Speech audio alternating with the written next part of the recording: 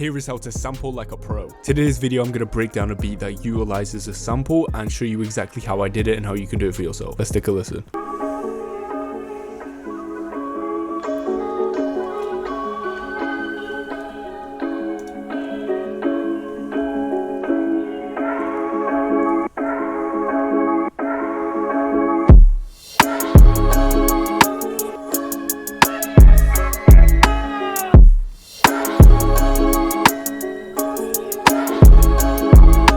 Now there's many ways to treat your sample, but first we actually need one to use. There are plenty of free ways to get samples and paid ways to get samples. One of them is called TrackLib, which is basically an online sample library, and you can find many different samples on here. And they've also released a new sample clearance deal where you get unlimited releases to clear your samples, so you actually can use these samples in public releases. I'll leave the link in the description if you want to do some more like research on it. But yeah, now if you're not looking to pay anything, there's also another website called Looperman, and these are also royalty free samples that users can post. And since anyone can post on them, you might find some that aren't that great, but there are a few gems in here that are really good, and I've made some of the best beats that I've ever made with these. So yeah, and these are all completely free. Now the website that I use today is called samplet.io. Now Samplet is a free website, but the songs that you get on it aren't necessarily always free. This is because Samplet takes a random video off YouTube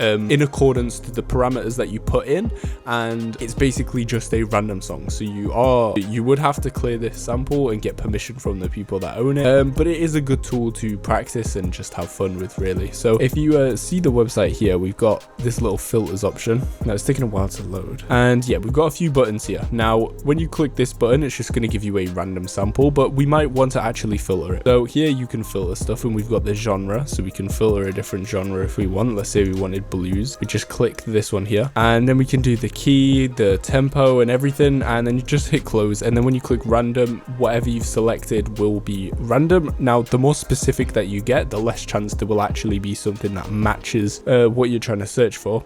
But yeah, so that's basically how you do that. Now we have a nice blues sample, and it sounds pretty good. So if you like a sample but you don't necessarily want it right now, you can click this little button here, and this will actually save it. So if you click your favorites here, this is every sample that I've favorited, and it's just useful to keep track if you just want to go spend an hour just finding samples. But yeah, so once you've actually found your sample, if you click this metadata button, you can actually see a bit about it. Now this one doesn't actually have the key and BPM, some do, but this one doesn't, unfortunately. So we're going to close this and click random again, and let's have a look. And yeah, so this one's in A sharp major or B flat and 113 BPM, and it also tells you the time signature as well, because not all songs are in like 4/4, so this one's in 3/4 for example, which just helps you sample it easier when you drag it into your DAW.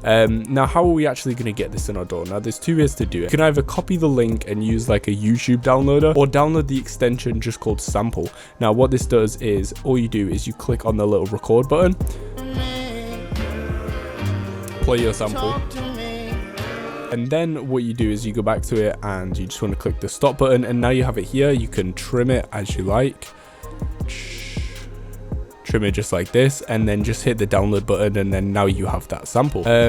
Yeah, and to try and find the tempo for it, tap this button. So let's say this is playing, use that tempo tapper to help, but I usually like just dragging it in the DAW and then finding what sounds good. But yeah, so now we've actually got our sample, we can actually start chopping it up.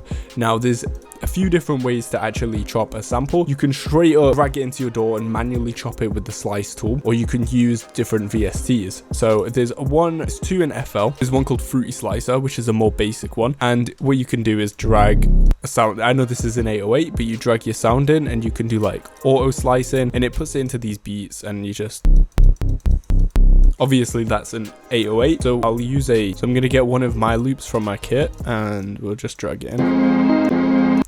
And we're going to click this button here, and we're just going to do on the beat. So this is going to auto slice on the beat. Now make sure the sample that it's exported to the correct BPM is your project. So this sample is in 118 BPM. So you'd want to stretch it to your project BPM, export it, and then put it in Fruity Slicer. So yeah, so now we've got this chop. We can mess with it like this. So now we can actually chop this. So if we wanted to do it more like,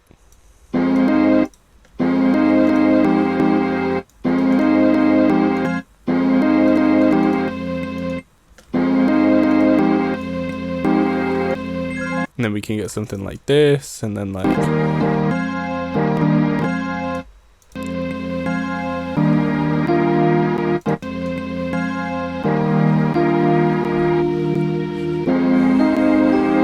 So yeah, you can use this to chop. Now there's also a more advanced tool, which is called Slice X. Now this is similar, and you just drag this in the same, but we're just gonna find a sample here, find one of my songs, and you do the same thing, auto slice, medium good slice in. Make it look cool. And yeah, so obviously this is a really big sample. I probably should have picked something better. But anyway, we're not going to touch on that in this episode. We're going to touch on the manual way of doing it, and we're going to avoid using like a drum machine or whatever. I will make a video on the different methods if you want to see them, but today we're just going to do it how I've done it in this beat, because I do think that it is a good method to do, because basically what I did is I picked parts of the sample and mixed them together. So this is going to be a bit of a challenge to try and explain the chop. So this is our original sample. Obviously you heard this from the intro, and you probably recognize this bit here. So basically the first goal of this is what I did is I put it in tempo. So I found the tempo of it. Now you can do this in numerous amount of ways. There's built-in tools in FL, so you can click detect tempo, and it figured out 84.327, which is fairly close. It was 85. So sometimes it's not entirely accurate, but if you just put the metronome on, it'll help you figure out. Now if you right click here and click tap, you can also do the same thing and tap it like that. So we have a main chop here, which I'm going to play on its own.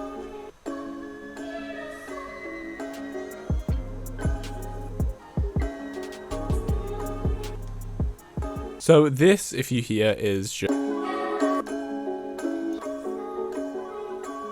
just this bit here. Now the thing with this sample, so I just took that original bit and chopped it up and took bits out of it. Now the thing with this bit is it was actually panned to the left ear. So what I did is I cloned it, and every bit that's panned to the left I put on a separate channel. So we've got I duplicated all the ones that are panning left, and I panned this one to the right, and then they're all routing into this track, which is fully separated. So instead of it playing single, it's playing in both, so it's kind of like surrounding your ear. And we've just got a RC20 on this one, and we've got a bit of distortion and noise, wobble and space. So without it, it sounds like...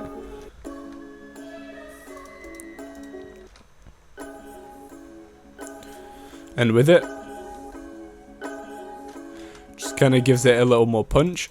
And yeah, so that chop is basically, I just dragged in the sample. This bit here, for example, I know this isn't, and I just chopped out bits because I wanted the drums to really punch through and I wanted the drums to hit hard. I just chopped little bits of it. Now, there wasn't really a method to it. I just liked how that sounded, and I just wanted that as the chunk of the beat. So basically find a bit that you can use as the chunk. Like if you've heard 21 Savage's Red Rum song, it's basically just this extended vowel as the drop for the beat. So as you can see, I chopped out the air. We have this vowel, so we'll play it. So what I did is I literally just got, and that's going to be the part of the main drop. So if we listen, so if we play this with the sample as well,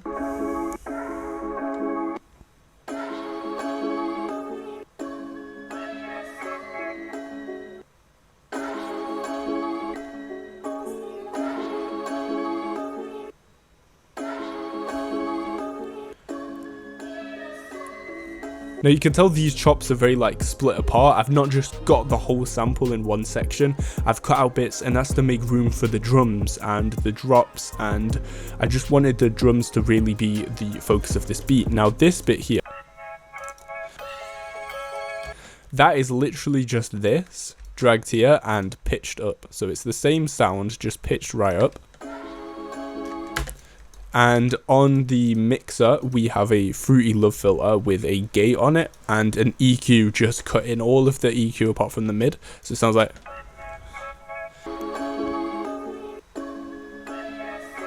Started off with the rim just to give it some like rhythm. Now actually when I chop, I have a drum loop as well, so sometimes I'll start with the drums, or sometimes I'll just find a drum loop and then put the sample on top of the drum loop just to find a groove. For this beat in particular, I did actually start with these drums. Yeah, we've got that, and then we've got this really punchy kick.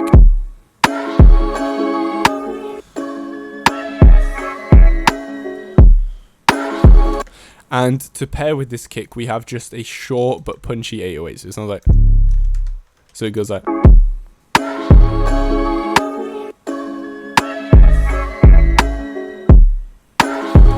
And as well as that, we have a nice hi-hat. And the hi-hat just brings life to the beat. It just gives it that energy. And for the drop, obviously we've got the sample here, and I took the vowel and I chopped it and put a little delay here, so it's,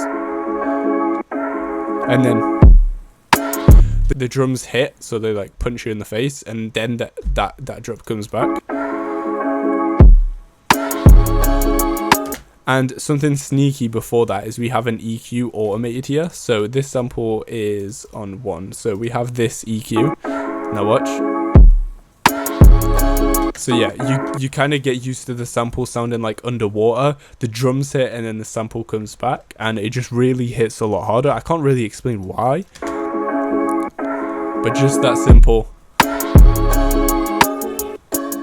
It's like you're breathing life into the beat. I can show you what it'd sound like if I just straight up like started like that. So if it went,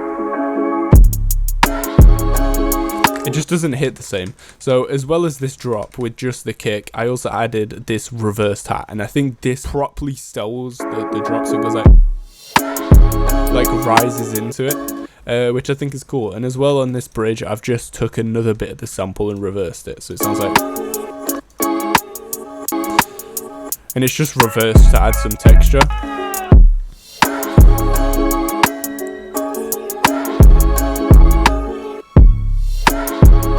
So we've got our main chops, our main chunk of the beat, then our vowel, and little accents, little just things that I've picked apart from the beat and pitched up or reversed just to give it some texture. You really want to like experiment with them. Like that's the same bit that I showed you earlier. And then this bit, it just really uses it a lot more.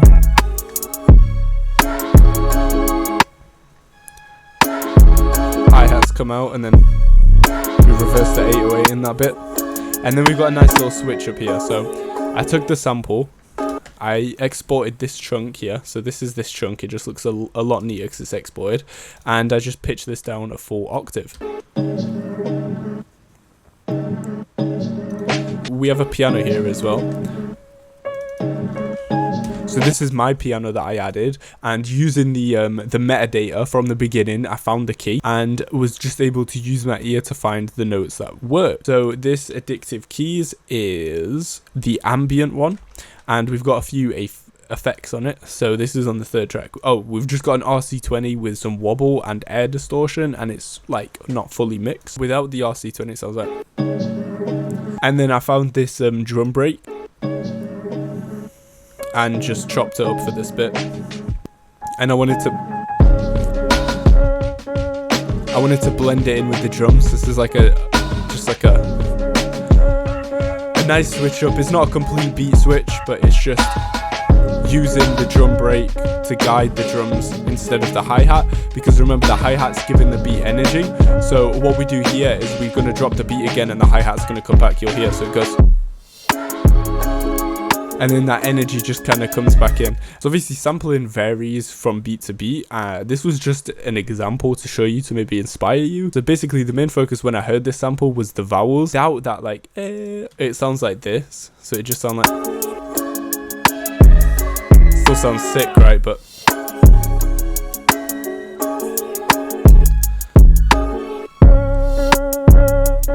It really drives the beat, and a lot of people get stuck with just what to do with the sample. The best advice I can give you is literally just experiment. Like, this part of the sample is on top of another part of the sample, but because it's in a different frequency, like in a different frequency range, like this is a lot higher and this is a lot lower, it works together without clashing. You want to be mindful of like where your sounds are in the frequencies and use an EQ to, you know, put them exactly where you want them. But it took me a few hours just because I was experimenting and trying out different things and trying out different sounds and whatever, and that's fine. It doesn't matter how long it takes you, as long as like the final product's good. If you want to see more ways how to sample, let me know, and if you liked it, like it and subscribe, and I'll see you in the next one.